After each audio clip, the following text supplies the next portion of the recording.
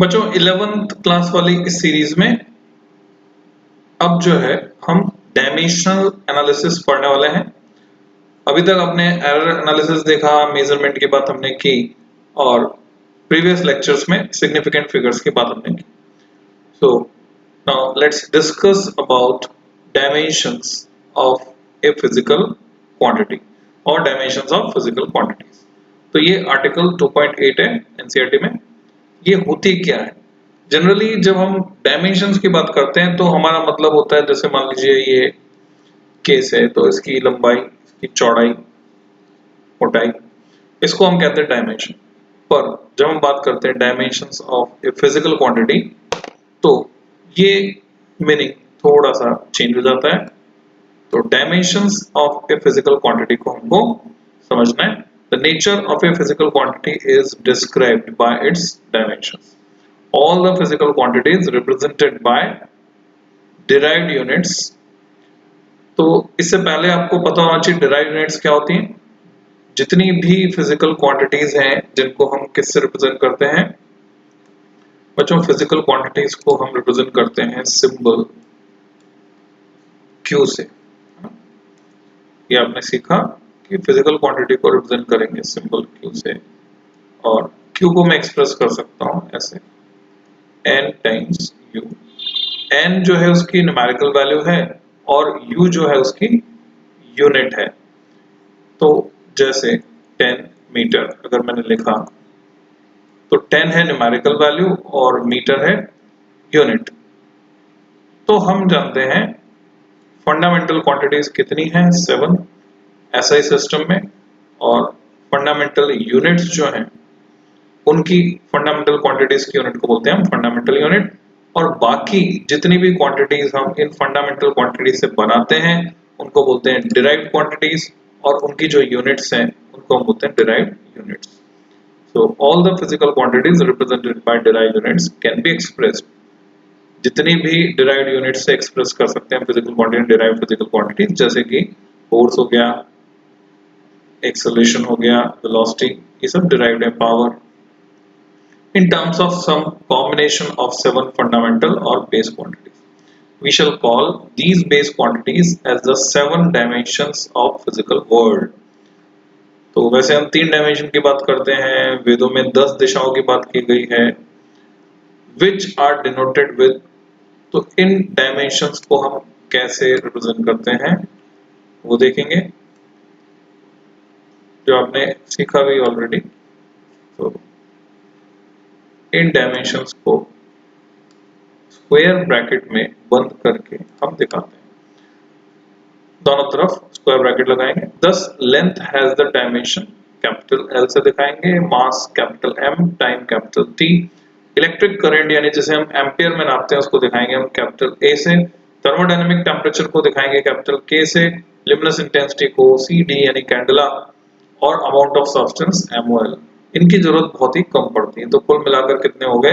1 2 3 4 5 6 और 7, सातों fundamental quantities आ गई। तो इसमें जो नोट करने वाली बात है वो ऑलरेडी हाईलाइटेड है। The dimensions of a physical quantity are the powers or exponents. आपसे पूछा जाएगा what are dimensions, 11th class में पूछेंगे, कंपटीशन में नहीं पूछेंगे। The dimensions of a physical quantity are the powers or exponent to which the base quantities are raised to represent that quantity. तो उस quantity को represent करने के लिए जो powers हम लगाते हैं उसको हम उस quantity की dimension कहते हैं। Note that using the square brackets round a quantity, यानी एक किसी quantity के आसपास आपने अगर square bracket लगा दिए, इसका मतलब क्या हुआ? It means that we are dealing with the dimensions of the quantity. तो आप उसकी क्वांटिटी की डायमेंशंस की बात कर रहे हैं, ये इसका मीनिंग है। इन मैकेनिक्स अगर हम इलेक्ट्रिसिटी को छोड़ दें, थर्मोडायनेमिक्स को छोड़ दें, मैकेनिक्स की बात करें, in mechanics all the physical quantities can be written in terms of dimensions L, M and T। हमारा काम इन 3 से चल जाता है। For example the volume occupied by an object is expressed as a product of length, breadth and height. तो length कितनी बार आई बच्चों? 3 बार। तो हम उसको कैसे एक्सप्रेस करेंगे? L raised to power 3। ये हो गई वॉल्यूम की dimension. As the volume is independent of mass and time, it is said to possess zero dimension in mass क्योंकि इसमें मास नहीं आ रहा है तो हम दिखाएंगे m के ऊपर पावर 0 लगाकर, टाइम नहीं आ रहा है t के ऊपर पावर 0 लगाकर, तो तीनों डायमेंशन उसकी लेंथ में है। सिमिलरली अगर हमें फोर्स को एक्सप्रेस करना है तो हम जानते हैं F equal to ma, product होता है मास और एक्सेलरेशन का, तो हम उसको F को लिखेंगे m इंटू a, जबकि एक्सेलरेशन को लिखेंगे वेलोसिटी अपॉन टाइम, वेलोसिटी को लिखेंगे लेंथ अपॉन टाइम, तो उससे क्या बन जाएगा mass into length upon time का स्क्वायर, यानी mlt-2। तो फोर्स की डायमेंशन हमने कैसे निकाली उसको समझ सकते हैं।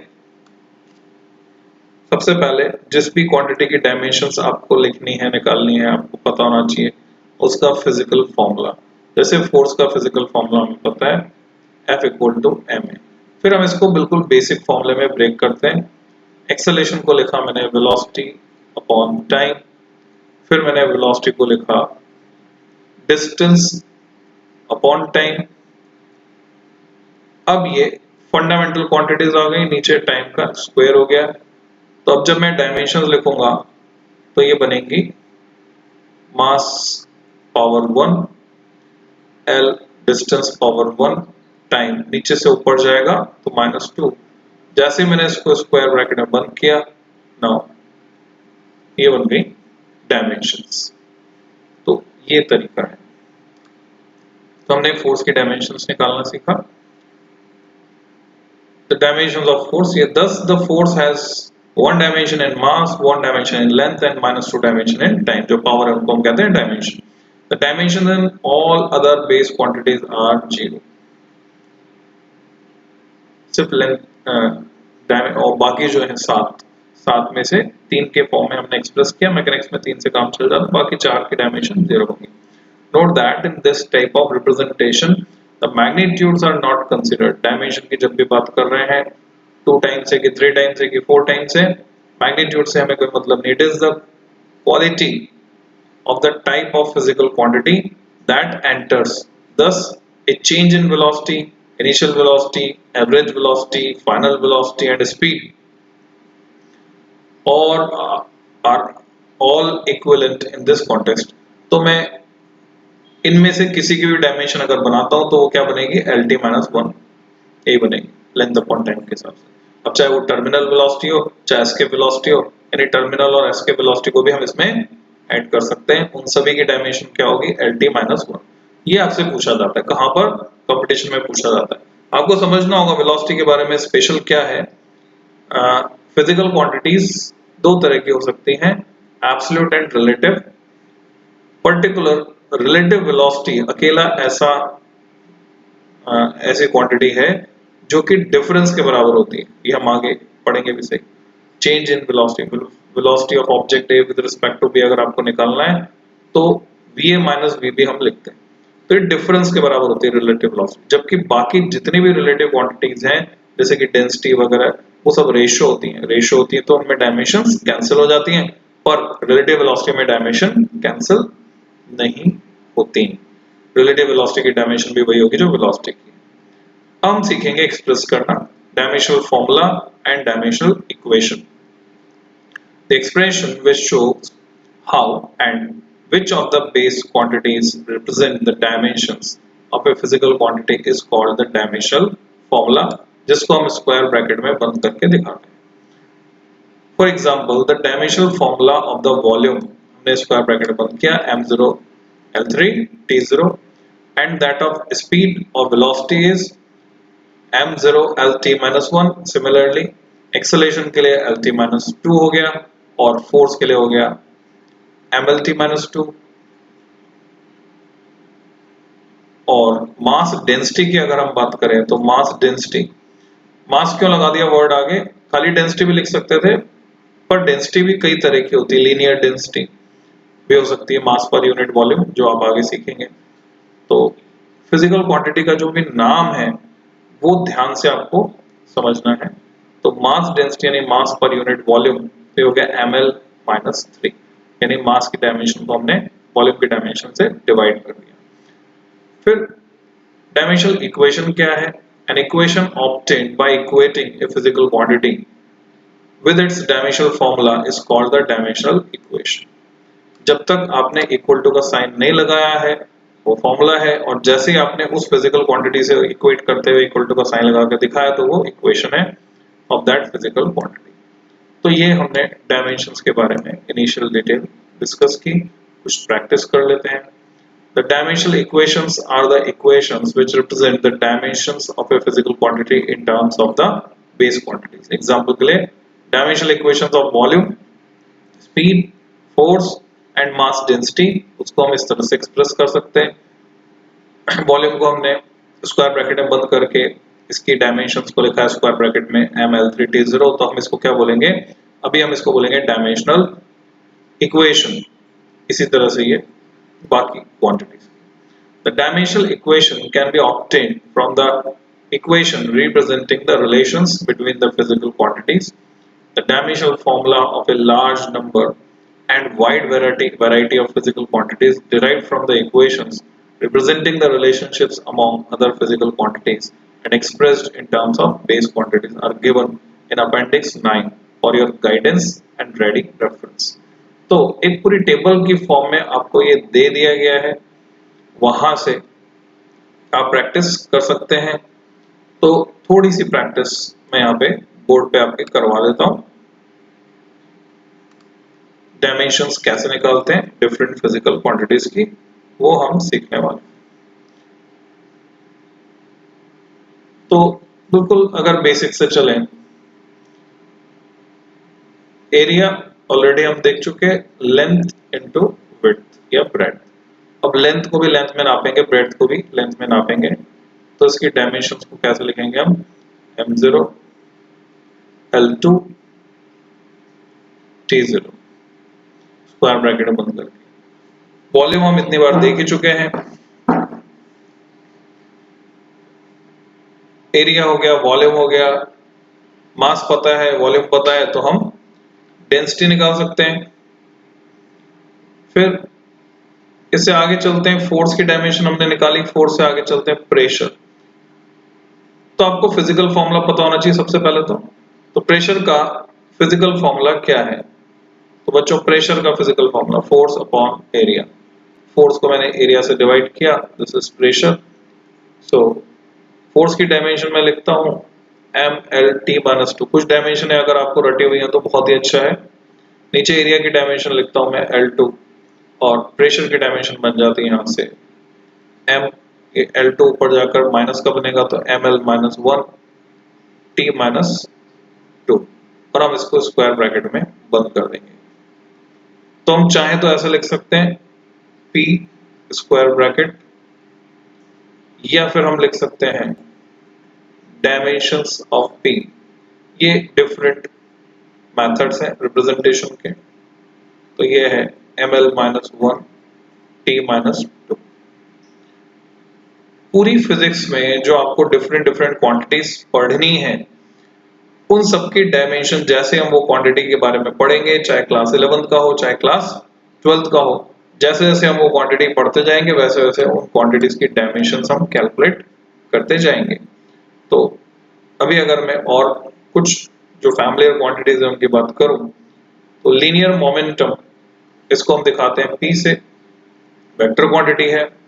लीनियर मोमेंटम होता है मास इनटू वेलोसिटी, तो इसकी डायमेंशन अगर मुझे निकालनी है तो मैं कैसे लिखूंगा, फिजिकल फॉर्मूला मुझे पता है, तो डायमेंशनल फॉर्मूला क्या हो गया, m टाइम्स वेलोसिटी के लिए lt-1, यानी डिस्टेंस अपॉन टाइम।